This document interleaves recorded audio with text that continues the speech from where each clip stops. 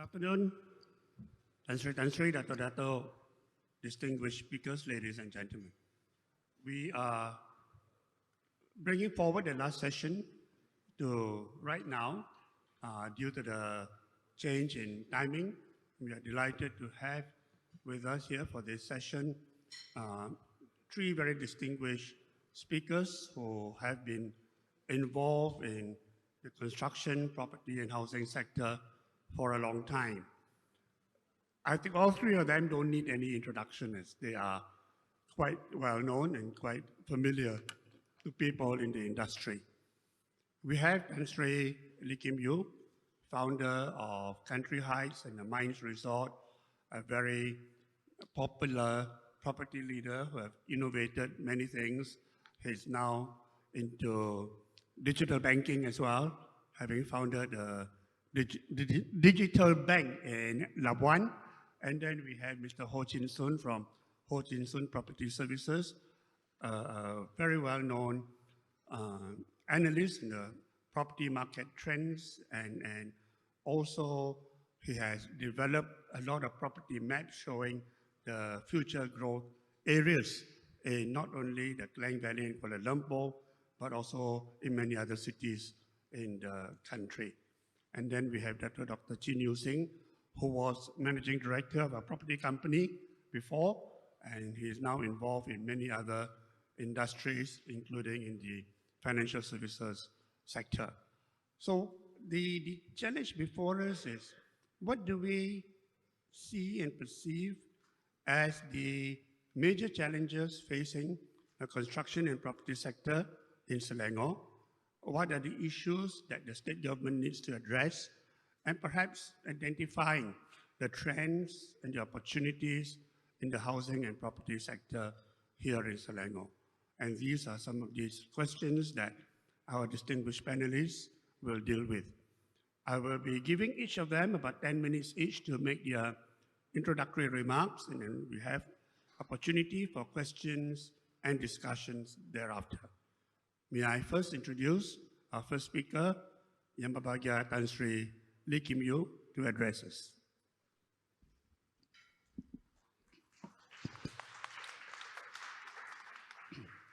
Thank you, Tan Sri Michael, and very honored to join Tan Sri Michael again on the KSI forum.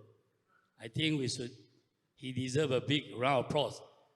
Tan Sri Michael, I think KSI, you see that have been really like a think tank for the country and also for the region to position what we call each and every industry to get the latest information.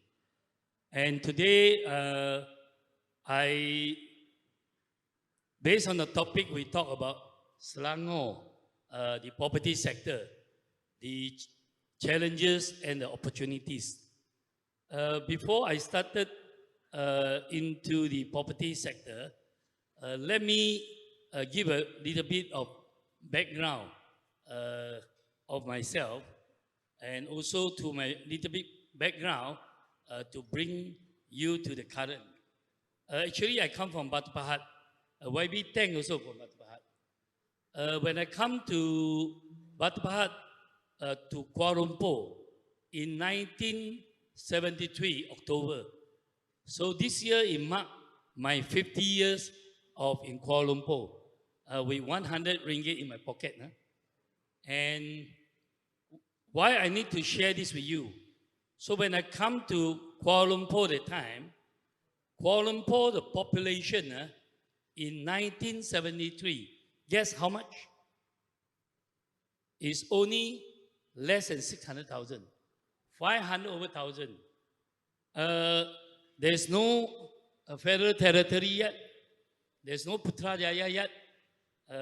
Kuala Lumpur is only 567. This is from the official internet.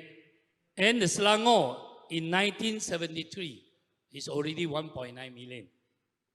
And in 1987, Selangor is 2.8, and KL is 1.6. And I like to share, during my career, we encountered the first, in 1987, the US is called Black Friday, achoo, only.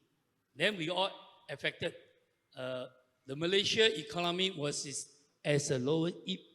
And at the time, Malaysia just tried to go into industrialization. And per capita income also very low. But come 1997, where ASEAN financial crisis start, that our population in Selangor is 3.7 and the KL is 3.4.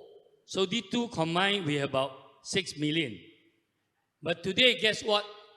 2023, Selangor is 7 million and Kuala Lumpur is report 8.6 million. So together is almost 15.6 million.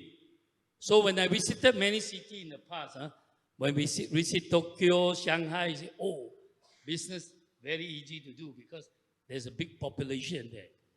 So today, looking back in the Kuala Lumpur and Selangor, Kuala Lumpur, and also compare to our neighbor Singapore, even Indonesia, Thailand, I see opportunities a lot for Selangor. So for myself, I just want to, before going to property development, I built Mines Resort City.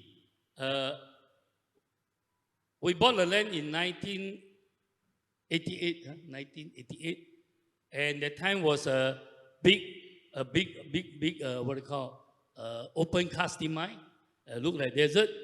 And I decide to, at that time, the Selangor, the site at that time, although it's very clear, close to Kuala Lumpur, 15 minutes from city center, but at the time a lot of people say, oh, this man is crazy, such far away outside, you know. He developed country height, he developed the mines. But somehow or other, before the ASEAN financial crisis come, in 1997, with the Palace Golden Horse built, and that with the big win of the ASEAN financial crisis. It started in Thailand in March. In October, it reached Malaysia, and that's how I completed Palace of Golden Horses. That hotel from piling to complete, it take about only 22 months. Those days we can do things. And at the cost of 265 ringgit, everything in. So that's what my experience. And today, after I built the Palace Golden Horse, you can see the mushroom. The Malaysia, one of the things we never planned well. Everybody want to be hotel owner. So we built hotel. We just built not much what I call feasibility study want to do. And today, one of the word, not only hotel, a lot of office, even housing, we are a bit overbuilt situation. That is a challenge we have. So, what I'm going to do, I'm going to turn Palace Golden Horse and the offices we have with the lake 200 acres. We are definitely, a lot of people say, why I'm not open up Palace House? Palace Golden Horse never closed. On the east wing, we always open our medical checkup center here. So in Thailand, there's a hotel with hospital. They are operating one hotel. The total turnover is between income. It's better than five-star hotel. So I believe this is also one of the trends. We are in Selangor, and next week the building is Kuala Lumpur. We are going to transform into that. But today what I want to share with you is, like coming to the forum, we talk so much on the solar panel, green energy. We talk about how to harvest the rainwater. We talk so much on the what you call urban living. But today I think because after the COVID, I also try do a search. I believe Selangor, because with the Kuala Lumpur, surrounding Kuala Lumpur, far away a bit within 1 hour drive.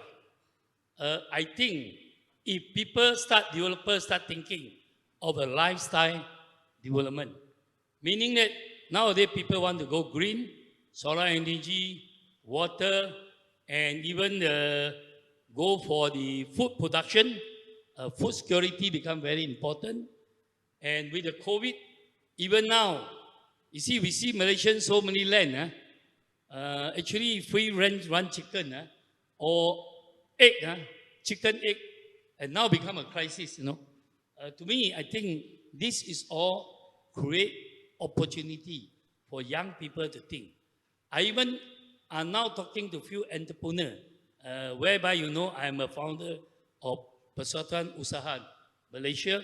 I ask our young people, please turn people on the hobby. A lot of people like to keep pet on dog, on cat. You spend a lot of money. But why not you turn chicken as a pet? There's a variety, And started a club.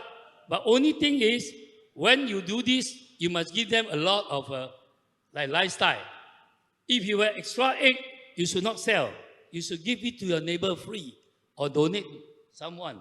I think this is also opportunity. But cutting in short, orchard planting, durian, one durian, you plant one durian, it will give you know how to take care. Mosang King, those days is not an industry. Today is industry. One Mosang King tree, you plant there. One tree, nowadays, good durian Mosang King tree can value for 25,000. And you will get people really buy. Because one tree can give you up to 200 fruit. One fruit, 2 kg. You can get 400 kg. Cut it half, 200 kg. Cut it 25%, you still got 100 kg. So imagine, Selangor, you have a lot ample around this. And with the population of Kuala Lumpur, 8.6 million, traffic jam, make sure if you create a lifestyle nearby the site of the city, you are going to really, this is a new trend. And what you can do is, you make sure that it's semi-urban, you harvest the rainwater, or using technology. Nowadays, you can squeeze the air to get drinking water. You can even use solar panel to turn the mud water into clean drinking water.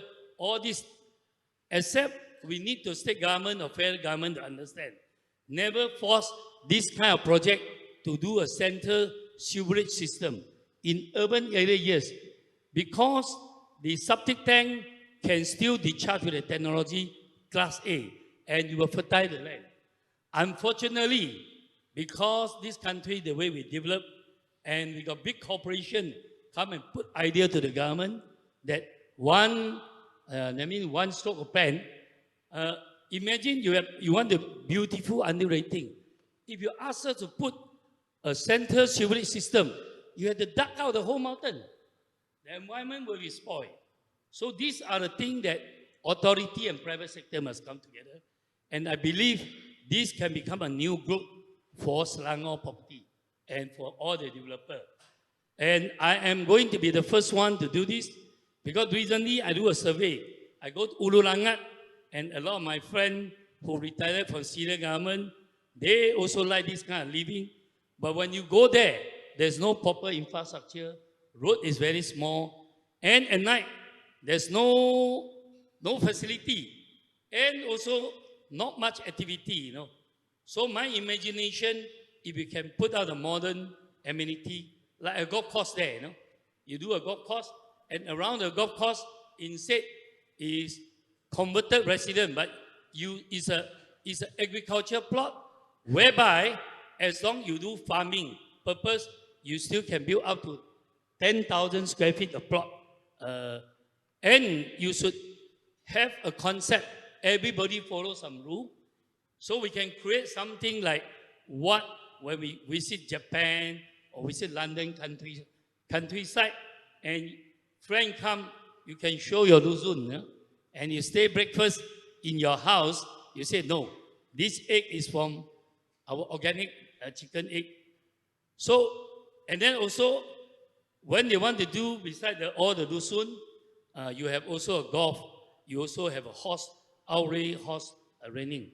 So I was very lucky, I invested a land for the family, and in next to a town called Rasa, and the land is very long, and I am going to, after COVID, to start a project like that, and hopefully a lot of young people don't just squeeze into the city center. It's too competitive. It's time for you to look at this, and and the government should encourage, give all the very good support. And I believe orchard living concept can be a proper plan, orchard living concept. And for this orchard living, I make sure, although agriculture, we didn't have to go for the road approval, but I will still want to reserve it as like a development land. And you can own an agricultural land, and with a lifestyle, and young people or old people, you can do a lot of hobby or turn into a really serious business. From the fruit you have, durian, you can make durian tart, you can do durian mooncake. Mango, you can make mango, all kind of downstream food processing. And I believe this can be a new growth area for Selangor. Besides, I want to promote to turn the hotel into a wellness concept. So with these two ideas, I hope it will benefit for you all to stay on this session. I will pass back the mic back to Sri Michael. Thank you. Thank you very much, Sri, for your suggestions or your ideas on orchard living and wellness centers. Perhaps, as you've said, Selangor can benefit from going into these subsectors of the property industry. Selangor is the most developed state in the country, has a lot of potential, and perhaps your proposed diversification into these new areas can be beneficial to the development industry. May I now invite Ho Chi Soon to share his thoughts with us.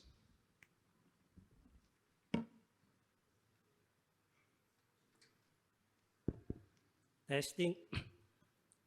Moderator Michael, I'm starting the time.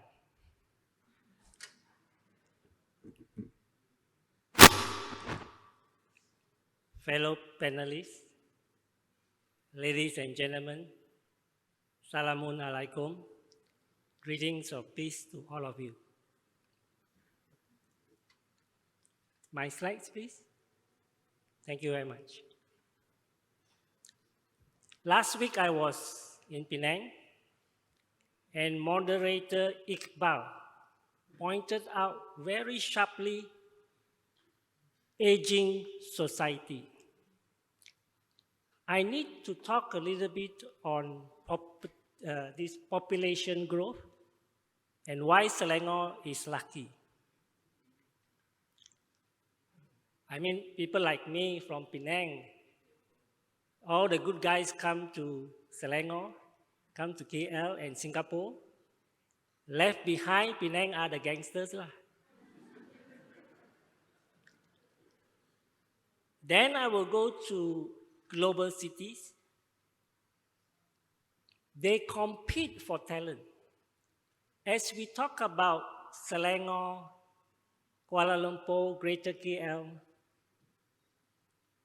KL faces stiff competition from our neighbors like Thailand, Indonesia, Jakarta, Singapore, and so forth.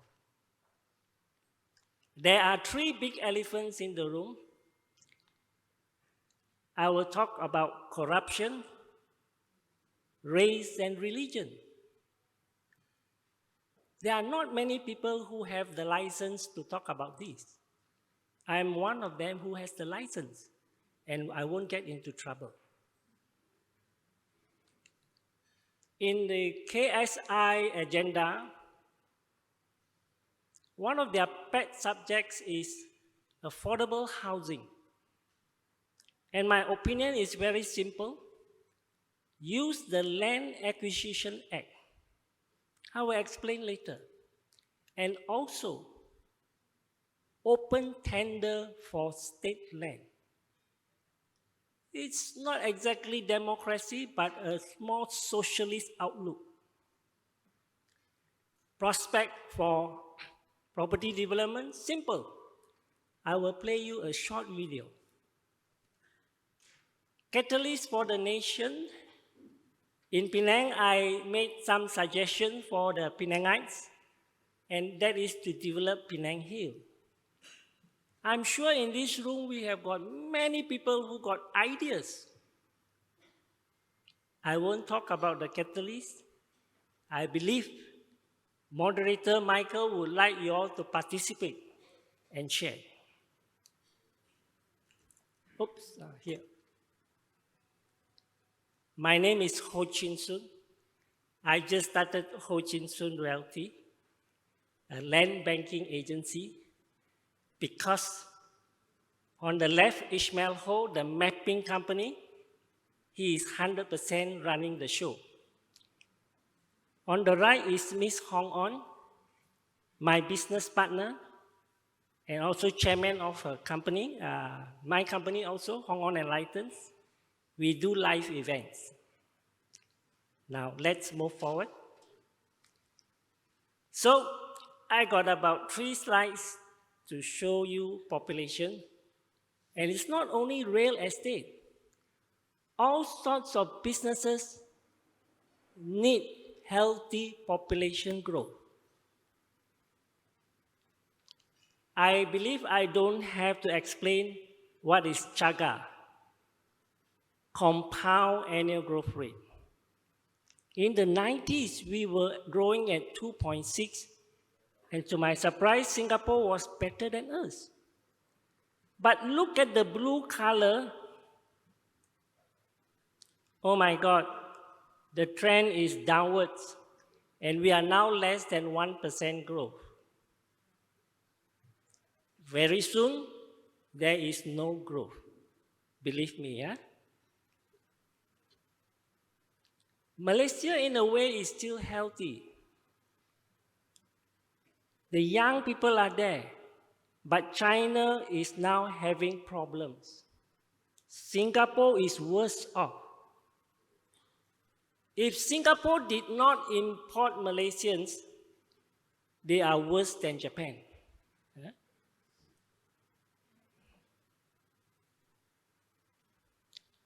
In the past, China has this one-child policy. Then they had the two-child policy. And now they have the three-child policy, and the Chinese people in China are not bothered. This is a global phenomenon. When a country becomes rich, for some reason, the women don't want to get married. Now in Penang, I told a joke, and I said in Kuala Lumpur, I will have part 2. I apologize, moderator Michael. You are not going to hear part 2. So we're going to move on. We'll skip that part because of time constraint. Maybe next year lah. See you in Penang. Global cities compete for talent. No matter what you plan, no matter what tax incentive and all that, there are 3 elephants in the room. I don't have to speak on corruption. Last week, Anwar Ibrahim at the Radar 50th anniversary was speaking off the cuff without looking at any script. I mean, politicians know what to do lah. They are very good at speaking. But what I noticed was when he mentioned his fight against corruption and to lessen bureaucracy, the whole hall of real estate people gave a thunderous, they appreciated what he said, a round of applause. So, corruption already handled. The underline move because different computer. And religion, no slides. I have the license to say one or two sentences. You may not agree, doesn't matter. I have said this in public. I have been videotaped. And I said, and I'm going to say it again. The proposed past hudud law is evil and satanic. And I speak as a Muslim. More information, come and see me. Thank you. Now we go on, of course there it says, to educate the religion gurus lah. Religion gurus are pastors, priests, monks, ulama. We must never be scared of them. They don't have a letter from God Almighty. In Penang Future Forward, I was there. You want to move the country forward, very simple. Moderator Michael, it looks I'm going to overshoot. I hope you don't mind. Because you gave Tan Sri Lee extra time. I have a precedent. So it's very, thank you, sir. Tan Sri Lee has given approval. Later I ask the audience. There was a section on education, and I came out and I asked 2 questions. That day, I remember I was very lucky to meet Tan Sri Andrew Sheng, columnist, and he mentioned to me during coffee break, proficiency in Mandarin will ensure the future generation has a good chance. So this, I asked the panel, and they agreed. And then I asked another one, why is it, because this question was asked, why is it Malaysians that left Malaysia, they never come back? Only a handful. And I asked the panel, is it because the education system emphasized too much on race and religion? Because of time constraint, they didn't answer me. Race and religion is very simple. When I said undo British intervention, I'm mentioning Malay reservation land. It is a British invention. We have written books on this, myself and my boss, and we have said an invention by the British, because at one point in time, the British Empire, the sun never sets. It is a rule and divide, a very clever strategy to conquer the world. I showed aerial pictures of Kampong Baru, how it can never progress. It had not progressed. 2010, Raja Nongchik said, we are going to redevelop Kampong Baru. Nothing happened. 13 years have passed. Kampong Baru, not for sharing. And of course, we have people who said, time to rethink the Bumi agenda. Musa Hitam said, drop the race quota. I agree, because the Bumi Putra concept is a British or a Malaysian political invention, and it is un-Islamic. By sheer coincidence, 2 days ago, I was talking about all the stations of the proposed MRT3 Circle Line. Would you like to have access to that? All the aerial pictures, all the maps? Because this is a forum focusing on Selangor, I do have, at the end of my session before I close, a video showing where in Selangor is the proposed MRT3 station. 2 days ago, my boss, Solomon Ho, my son, my grandson, my son's son, It was the happiest day of my life. Can you imagine my grandson presenting me a memento as a speaker? Let me play a video for you. My son, Solomon, mere days after you were born, I celebrated my first Father's Day. As a father, I knew I wanted only the best for you.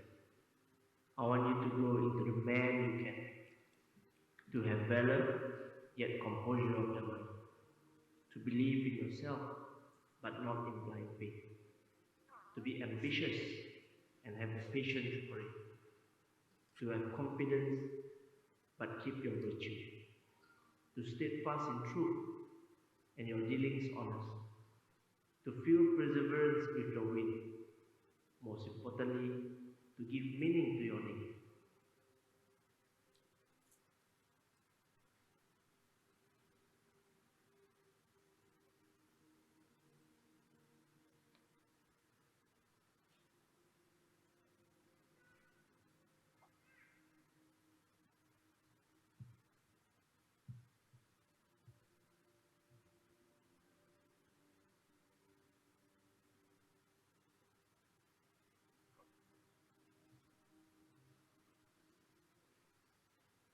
Thank you very much. Affordable housing.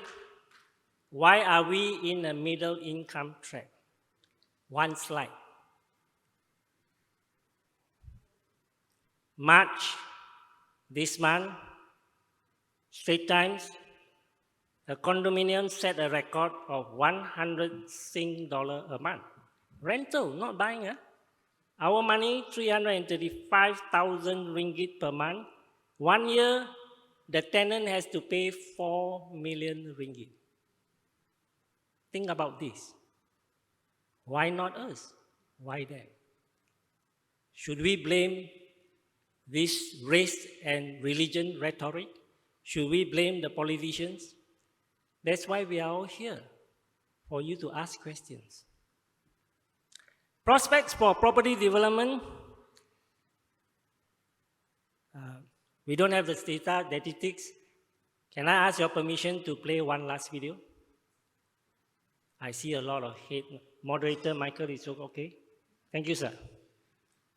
I'm about to finish. Don't worry. I'm about to finish. I mean, I'm short of time. I've run out of time. Look very carefully. You're going to see the MRT 3 station in Selangor.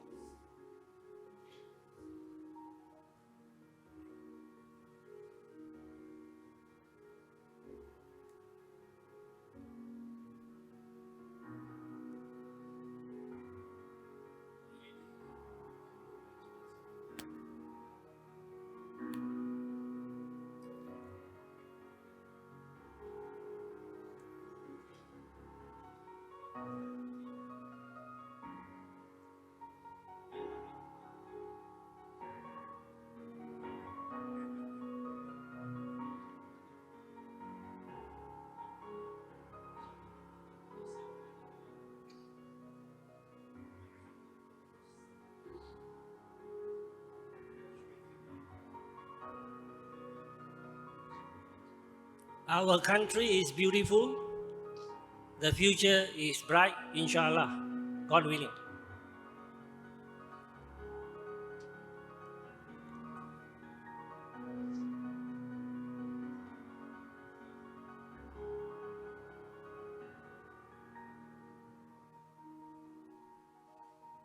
That's my boss. Lady Sharifa asked me to tell my boss to enter politics. I said that's the wrong protocol. I cannot tell my boss what to do. You must go and tell my boss to tell the father, papa, to go into politics, not me. If you had noticed very carefully, this is the proposed MRT 3 Circle Line, and further away also in Selangor. I hope you liked the video. Let me see what you did. Catalyst for the nation. As I mentioned, I'm going to pass over to moderator Michael. And with that, ladies and gentlemen, terima kasih. Assalamualaikum. Thank you very much, Insun, for your always entertaining and slightly different approach to presentation. Yeah, that's great. May I now invite our last speaker for this session, Dr. Chin Yu Sin. Thank you, Sri Michael, my fellow panelists, Sri Lee Kim Yew, Mr. Ho Jin Sun. Two of them are really involved with property. This Sri is a pioneer in our property industry. His housing always a pioneer in Malaysia. He started the concept of this a country high. This one is he was the one to first bring in the concept of country high from overseas. I think the first person, everything he started with the first. Everything is very innovative entrepreneur, especially in the property sector. Mr. Ho Jin Sun is a guru in mapping these properties. Myself actually not really involved with property development. Myself basically is an M&E engineer. So I usually do all the M&E works. Prior to that, I was in this Medtronic Global. Berhad, I think Sri bought the share also later on. When I was there, the time Sri was not a shareholder. So this company basically do all this building intelligence system, or what you call the building automation. So we use, one of my staff today is a recipient, Vincent Ng, is actually involved with this building automation system or building intelligence system. This is how to sort of save energy for the building to make the building more intelligent. Later I will touch on. So basically there are three strategies, or what I call three technologies, very important for this present moment. First thing is called the digital economic or digital technology. Second is what I call the green technology. Third one is called the smart technology. So the first one, digital technology, is important to make a country economically to grow faster. This is very important because you make use of the digital technologies so that a country economic growth can be faster. This is very important. The second one, green technology. Green technology is important for the sustainable development of a country. There's no point for a country to develop very fast but cannot sustain. For a person to be rich, must be like Sri Lee Kim Yeoh like that. Many years still very rich because it's very sustainable. You always come up with new ideas. Today I saw he came up with the orchard living now. So it's always very visionary and very pioneering.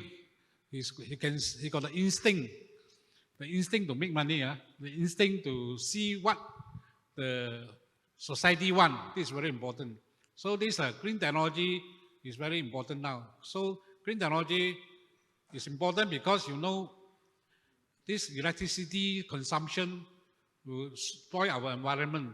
And this car that we always use, according to the what I call this digital economic, this green economic tracker, Malaysia, 90% of power has come from this electricity.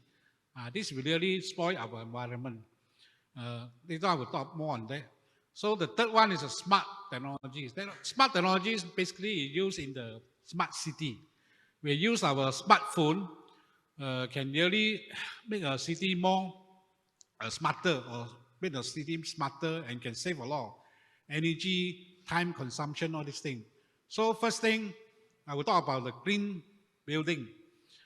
Green building actually, in a way, I was involved also because when I was in the listed company, so I was the group managing director of that company. We are basically involved with the building automation system or building intelligence. How to make the building more intelligent or smarter. So how to save energy, how to cut down the electric costs and the air conditioning power consumption. Because aircon is the #1 power consumption in any building. So the aircon cost is very expensive. So you can cut down the use of air conditioning, then you can save energy. So that's why we come up with a system, what I call the intelligent system. So certain place, if there's no requirement for aircon, then we'll divert the aircon to the other building or to the other parts of the building which you need the aircon. That means it's more intelligent. The conventional aircon, the aircon come out, you cannot control one, you see. So with this control system, my former staff, Vincent, now is the boss of this company, is doing all these things, how to save energy for the building. This is very important, green building. So for this Selangor is the most advanced state in Malaysia. So population is 6.56 million, and this GDP contribute 24% to our national GDP. So it's 1/4 of our GDP come from Selangor. So Selangor must be the leading state to show the way how this green building should be. Actually, Malaysia, we got a Green Building Index. This Green Building Index was developed by this, what I call the PAM, this Institute of Architects Malaysia, and this Association of Consulting Engineer Malaysia. So they come with a Green Building Index. So this Green Building Index, you can certify, let's say by the government department, then you can get a tax in some, what I call deduction also. So because Selangor also encourage this building owners to have this green, what I call, the built-in green technology. Green technology, basically, you use solar power. So certain, you know, the glass, they use the glass that can, actually it's a solar panel. So you don't have to use electricity, because this one can cut down the 30 to 40% of your electricity consumption.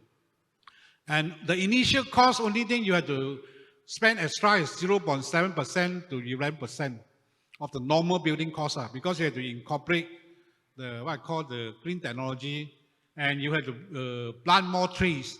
Like Singapore, they plan to have this green building by 2030. 80% of the building must have greenness, the green plants, all these things. Then in 2030, they also want to cut down this the use of energy by installing these solar panels and make the environment better, so that it won't really release so much carbon emissions to our what I call this the earth. Because you know this China also in 2060 they're going to achieve carbon neutral. China now is #1 country to emit these carbon emissions, #1 because of their manufacturing industry. They are the #2 is US, #3 is India.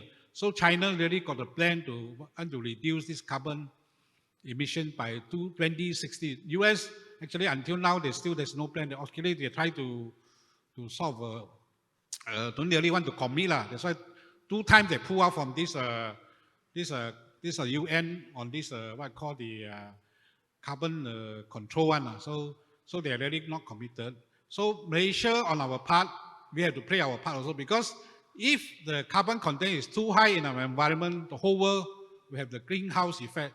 The whole world will just cannot survive. So I think it's important for any country or any state, in future, we must embark on this green building. There's no choice. So green building is one thing. Another thing is a smart city. Green building could be one building by itself. A smart city can have many green buildings in that city, but how to have this smart city? Actually, in this Selangor, there's one smart city lah. I think the one city is considered smart city, but according to world standard, they're not really the smart city yet lah, because there are only 7 cities in the world that are considered really world-class smart city. #1 is Singapore, our neighbor. That is very good. Second one is Finland, Helsinki. This area also considered smart city. #3 is Zurich, Switzerland. #4 is this Oslo, Norway. This also considered smart city. #5 is Amsterdam, the Netherlands. #6 is New York, USA. #7 is Seoul, Korea. So South Korea. That means in Southeast Asia, in Asia there are 2 countries, 2 cities really in the south in these Asia countries. But I think the China one will become better one, the Xiong'an, near to the Beijing one, they're building now. So I think this one could be the #1 smart city in the world, because this city really complete with everything. You want to have a smart city, you must have what? First thing, the air must be clean. You know the Beijing is very polluted. Huh?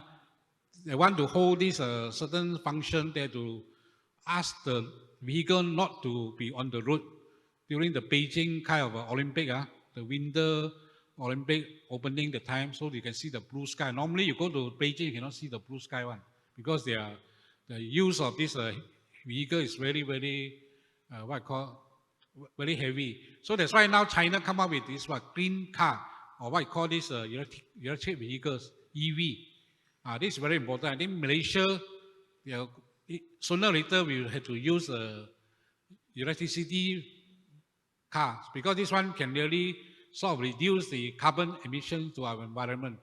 So in a smart city, we must have green buildings, we must have electricity car or electric cars. Then, of course, in this, the traffic also is one of very important issue, especially in Kuala Lumpur and Selangor. The traffic jam is terrible. Let's say you come back from Putrajaya, you go back to your place in KL, maybe you'll take 2 hours. The distance is not so long. So this one is not considered a smart city. So in a smart city, your traffic must be smooth through.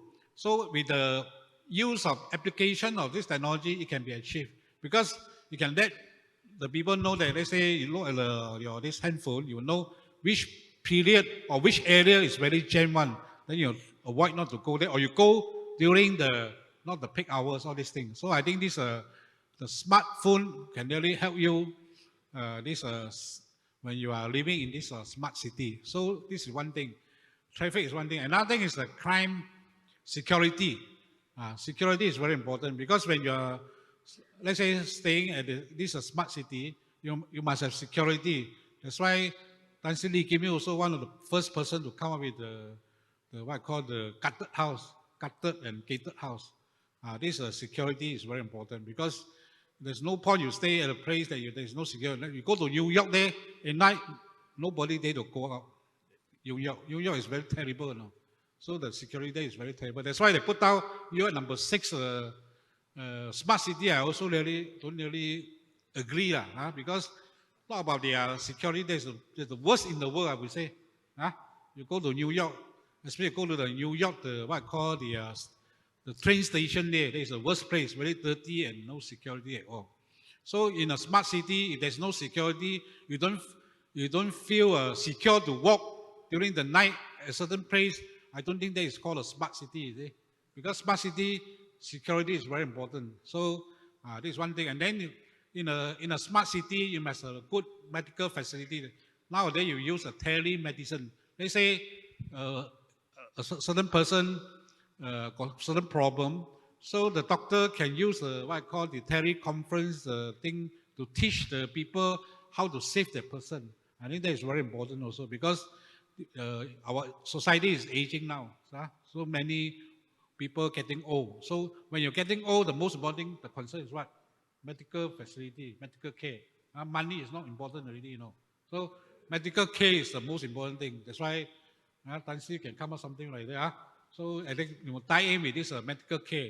Maybe you stay in your room there, you got 24 emergency call or anything you can access to the medical. That is very important. I think this for old people, the first priority, they want to get best medical facility or best medical care.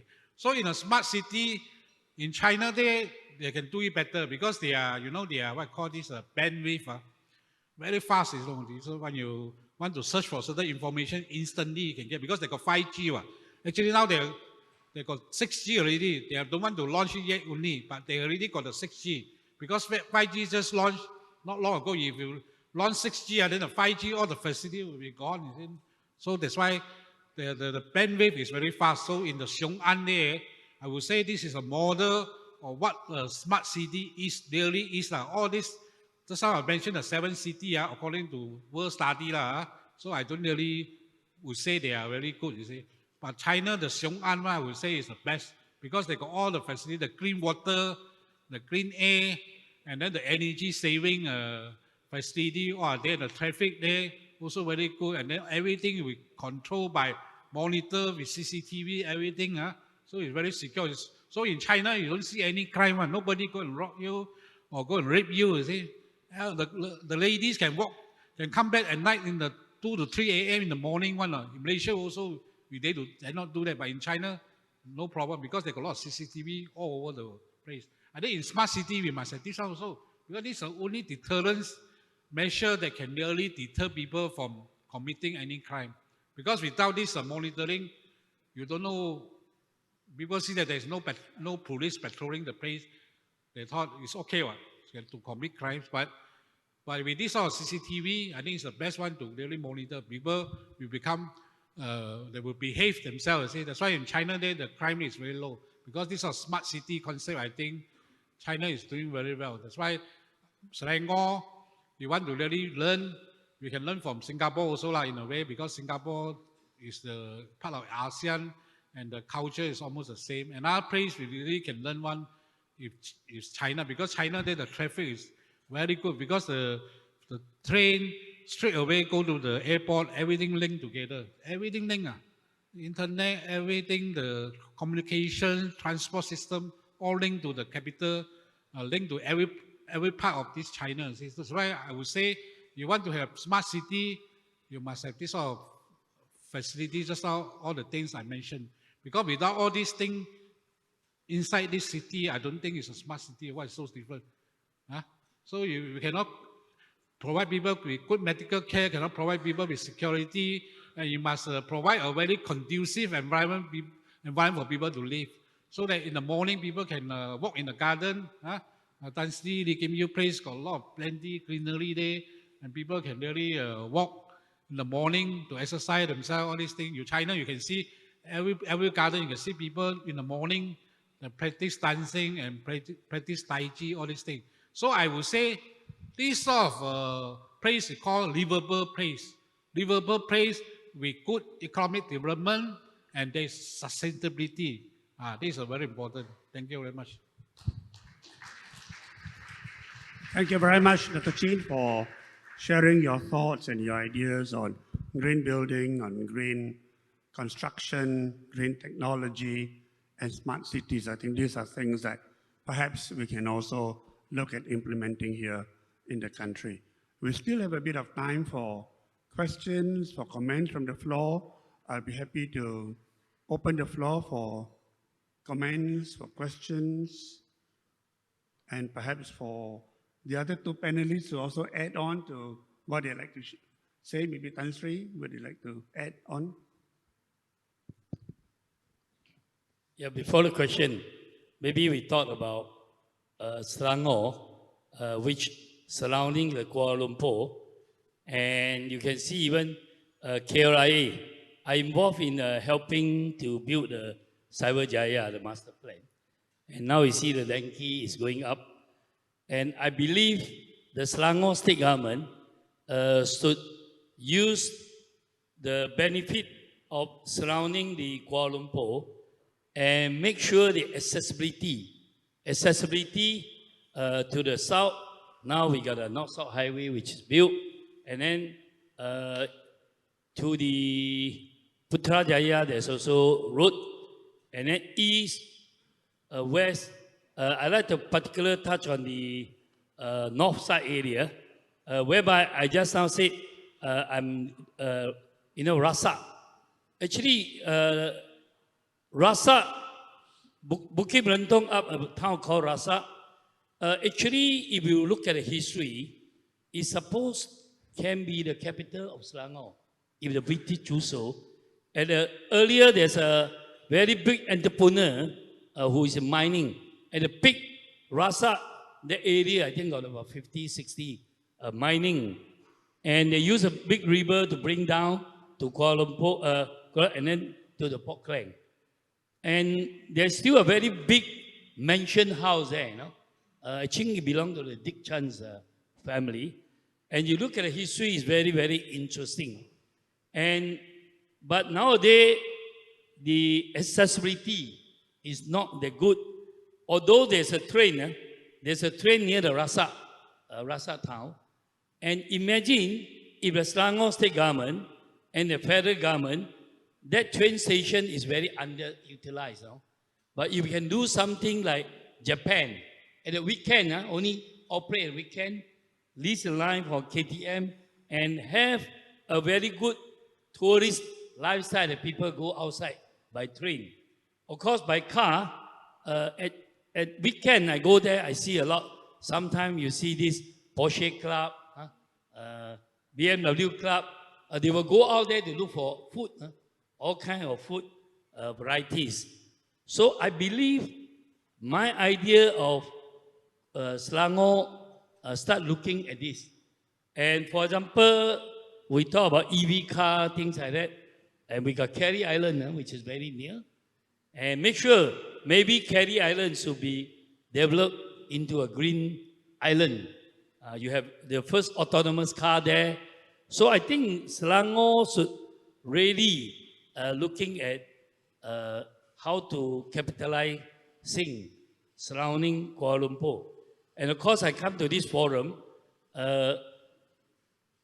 When I say about semi-urban, we have actually on the side, besides we go for this agriculture, resident, orchard living, we want to build a golf course. And that golf course is designed by Annika Sorensen. Sri Michael also is my customer. How many years ago? 30 years ago? Country High, huh? Yeah. He bought the land for 10 ringgit, 10 ringgit per square feet. And now it's 250 ringgit. Imagine as a developer, we had to give you land, 20,000 square feet those days, infrastructure, road, electricity, but I didn't cut the hill at all. Country High is beautiful. So imagine, even today, outskirts of Kuala Lumpur, you go, those days, 10 ringgit, today 100 ringgit, almost like that. And you could keep put money like that, as long as a total plan, a proper plan with amenities, and it's very good. And our selling method will be also different. We are using STO, you can own the STO and own the land. And also, when you own the land, maybe also we arrange 70% already, financing for you, if you need financing. And when you transfer the title, you just transfer the STO. You want a title, you go to Ho Chin Sun, I will ask, I'm talking to him to hold all the titling. So you make transaction become very, very simple. And next, I believe with this government, a utility government under Yang Berhad Dato Sri Anwar, who is doing the right trend. Because just now, Ho Ching Sun said about corruption, I always say, this country, we got three big problems. First problem, corruption. Second problem, corruption. Third problem, also corruption.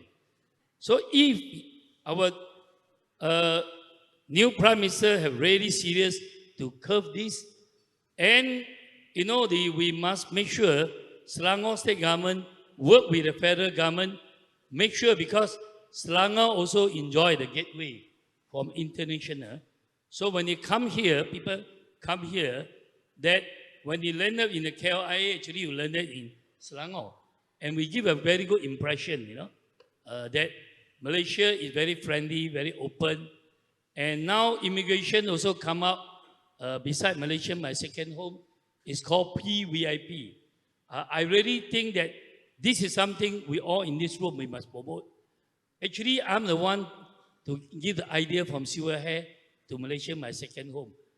30,000 of them, each one deposit 300,000. Calculated how much? 30 billion. They don't spoil our environment. They didn't have to hire foreign workers.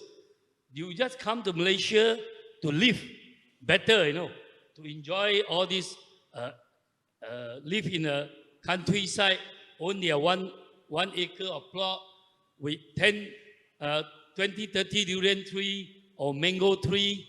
Like Korean, they cannot grow durian mango. They come here, they can grow. You think they are not going to buy? They will buy. You go Singapore, Nazim Street, 1 square feet, 10,000, our money. ringgit. You go to the mines, although today country had 250 ringgit. You know, Malaysia, if we know public sector, private sector, we know how to work together. We got nothing to worry, to fear, as long we have the stability only. So this is what I like to add. Anyway, those people who came to develop a golf course with me, we come out of the land, we built one of the best golf course. When we built one of the best golf course, like the mine, our market is not Malaysian. Our market is the whole world. Everybody will come to Malaysia. This is what they think. And second, those who want to work with us, that we can go beside the food, beside the fruit, vegetable production, fruit tree production. I believe Selangor must pay attention to high-end, which I think after COVID, I pay attention, F&B. So recently, I just recruit a Michelin restaurant chef, and I'm going go to immigration, ask immigration to help. We talk about bringing talent to me, Malaysia. We all gather together, and the mines, I'm going to make a series of ASEAN restaurant and bring in the best chef. When you have the best chef, a Michelin chef, everybody come. I think these are all opportunity to develop Selangor, and I will stop here and pass back to Sri Michael. Thank you. Thank you very much, Sri Lee. I'm now opening the floor to questions or comments. Can we have one or two people who might be interested to ask any questions? Yes, please. Can you kindly identify yourself? Good day, good afternoon. I am Sharifah Zanarain, or call me Anur Alfred. I'm actually an IT architect in content digital strategy, as well as for media communications channel. So basically, my question, I came across a few situations. Actually, I have a few questions, but this one I think is very crucial because it involves aging society. So basically, we have all the ready to use infrastructure, but are we actually ready for this aging and disabled society, especially on transportation, as well as digital use? So because on the cybersecurity, I have actually came across in terms of, let's start from the cyber, digital use, on scam, cybersecurity. So the most vulnerable group will be B40 and M40. And this is very, if this is happening every day, aggressively, and all this coming from abroad, most of it. So my question on that will be, what is the coping mechanism, or how do we control and monitor these issues in the digital world as well as on the ground? Because I am representing also from the MDAC on the Global Online Workforce. There has been campaigns on this, but technically and in the reality, it is not really really being executed effectively. Okay, that would be my number one question. Number two question is on the transportation. I have a disabled mother. So we basically have a good transportation in terms of MRT, free buses, though, when let's say, because I live in Bandar Baru Ampang, which is very nearby to the LRT station, so the distance is where I am going is PPUM. So there is an intersection between shifting from Bandar Baru from Ampang to the Masjid Jami'. The challenge that we came across is where we already have for the OKU, or also for the aging people society, the thing is dysfunctional. So we had trouble trying to find and access how to bring about this disabled citizen to actually use the facilities, which we were in a hurry going down to, we were thinking that it would be much more easier and faster access, but we had problems, and we had problems like because it was dysfunction, so we had to use the escalator, helped by a few people at that time. Okay, thank you very much. That's all. Thank you very much. Anyone would like to take on this question? Aging and transportation, Dr. Chin? Just now I'm talking about this smart city. Just smart city is very suitable for those old people to stay inside. Now at present there are only 22 smart cities in the world. So this 22 city will increase to 81 city. So 81 city, out of 81, 32 is in Asia Pacific. They say Asia is coming up. Europe got 31, and this America only got 25. So I think Malaysia, we also must have a good smart city, because this is the future. In future, because in the smart city, you must have green building. Green building, actually, nobody can really sort of avoid it because of this, what I call the greenhouse effect. So eventually, all the city in the world, I mean, not 100% green building now, but we'll try to be as close as possible to become a green building. This is for the mutual good of all people in the world, because everybody must play a part. That's why, just I mentioned the smart city day, the medical care is very important. Without good medical care in the smart city, I wouldn't say this is a smart city, because this smart city must be able to cater to the what I call the needs of all ages of people. I mean, you got young people, you must have good garden for them to play, and then good medical facility for the old people and those really the handicapped people, all these things. So, and then also, everything must be very efficient. You must be able to cut down the consumption of energy. And then the traffic jam is terrible, not only in Malaysia, in Jakarta, in Thailand, even worse than Kuala Lumpur and Selangor. So I think traffic jam is one of the things the government really has to solve it, because wrong traffic jam will really affect our health also, because we're getting very impatient, and there are a lot of stress also. So and then the productivity is very low, because you spend 2 to 3 hours on the road. If we have 2 to 3 hours safe, we can do a lot of things. So all these are wastage, is really affect the productivity of a country. So that's why a good traffic, what I call, is very important. That's why in future, I think Malaysia will try to be like Japan.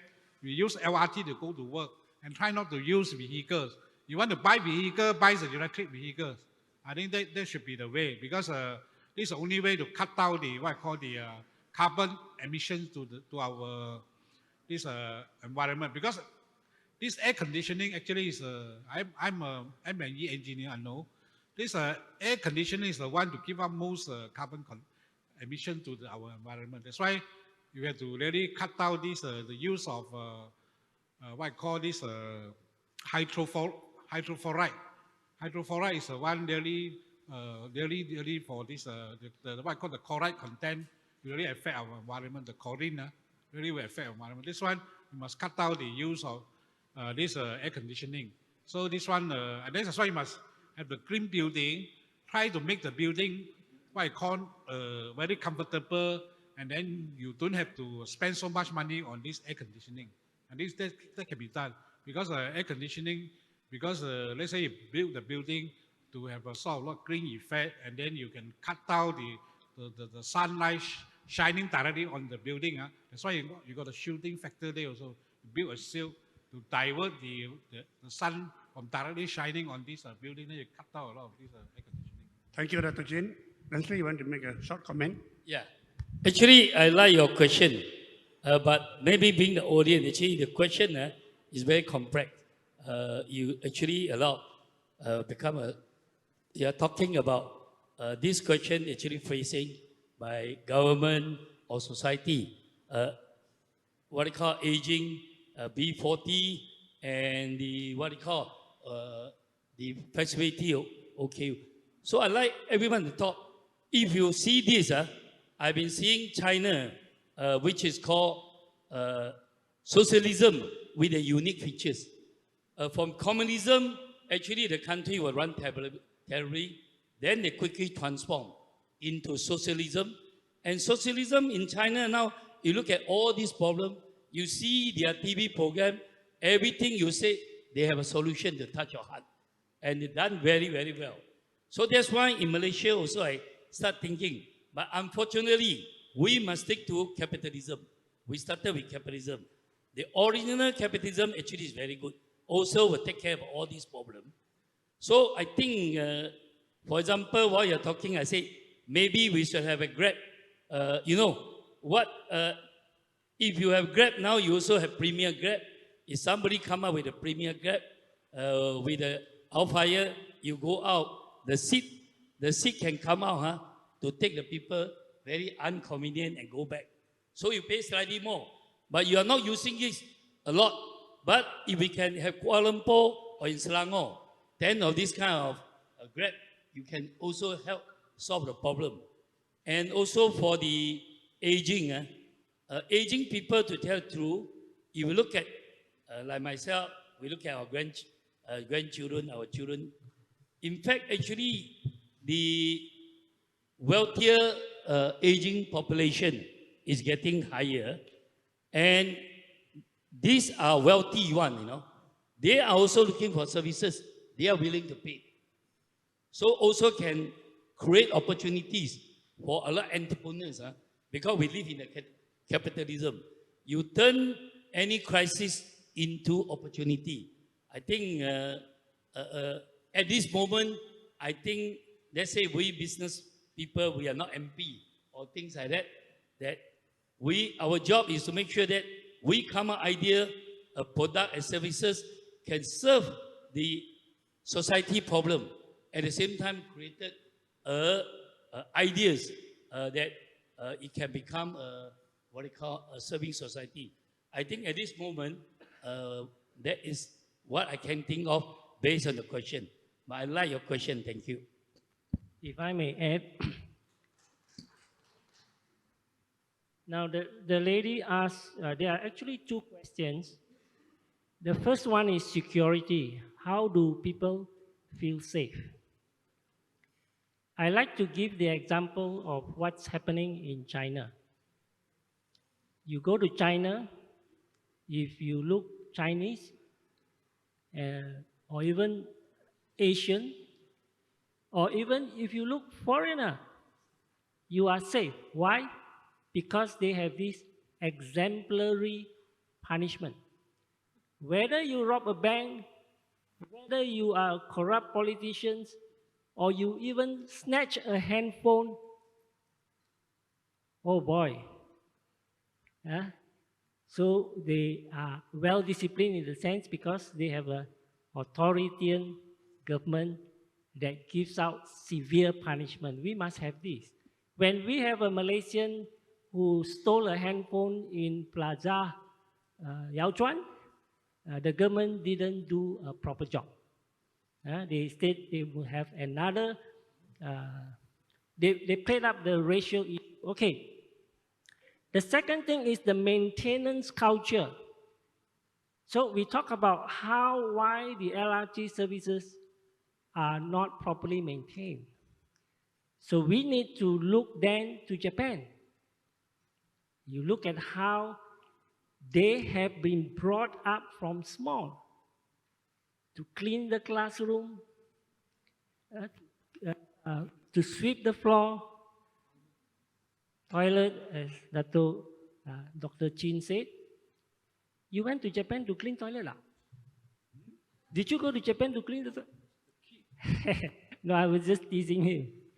So it's a culture which the Malaysians must bring up. And so forth. I hope that in a way answer you. I pass back to moderator Michael. Thank you, Mr. Ho. Maybe one last question, a short, brief question. Anyone has any burning issue that you'd like to raise or clarify? Yeah, we can take ideas, suggestions from the floor as well. Yes, yes. Can you please let us know who you are? Thank you. Yeah, my name is Ernest Azad, and thank you for the excuse me. Thank you for the elucidation on the smart cities, and that's very fascinating. We are a long way from that, but more importantly, I would like to address the issue of. I think the young lady here brought up certain important issues. There are a lot of things we can do before we actually see a smart city, or the one that we have talked about, maybe Singapore's closest neighbor, or even what is happening in China. But right now, there are things that can be done right now. One of the things is to have user-friendly roads with embankments, or what you call curbs, that are not 1 foot high for no intended purpose, okay? Because there are a lot of disabled people or older people who need to walk on these roads.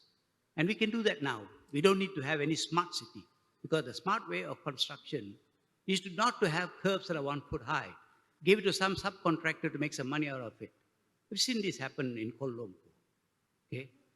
Using of the public transport system, why do you need to have 3 different modes of payment? LRT, MRT, the bus system, we all use different cards. Now, there has to be integration on this. We can do that now. We don't have to wait till we have the smart cities, because we can do right now. People need this right now.